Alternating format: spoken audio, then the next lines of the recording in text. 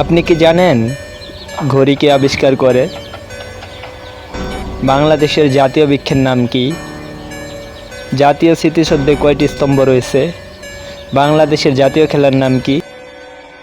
চ্যানেলে নতুন হলে চ্যানেলটা সাবস্ক্রাইব করে দিন। আর চলেন প্রশ্নগুলোর উত্তর দেওয়া যাক। বাংলাদেশের জাতীয় খেলার নাম কি? ক ফুটবল, খ ব্যাট বল, গ কাবাডি, ঘ গোল্লা ছুট।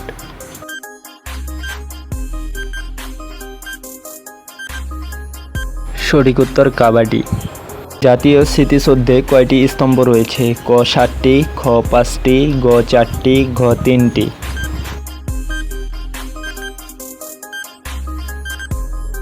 সঠিক উত্তর হলো 7টি। বাংলাদেশের জাতীয় বৃক্ষের নাম কি? ক কাঁঠাল, খ আম, গ লিচু, ঘ জাম।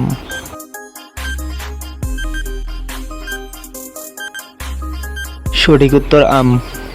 ঘড়ি কে আবিষ্কার করেন? ক সামিয়া, খ সিলভেস্টার, গ নিউটন, ঘ ময়ূরী।